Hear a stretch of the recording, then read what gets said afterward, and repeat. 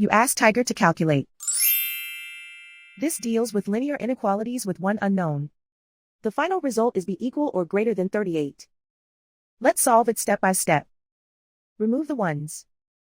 Though a variable sign changes when it is multiplied by -1, its absolute value does not. Therefore, we can eliminate the 1.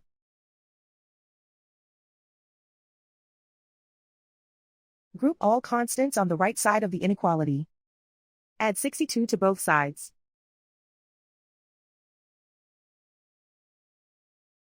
Simplify the arithmetic.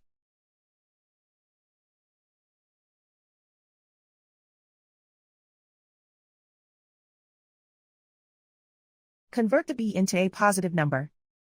Multiply both sides by -1. Whenever you multiply or divide by a negative, reverse the inequality sign.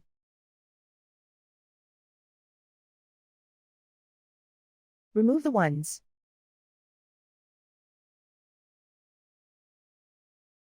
Simplify the arithmetic.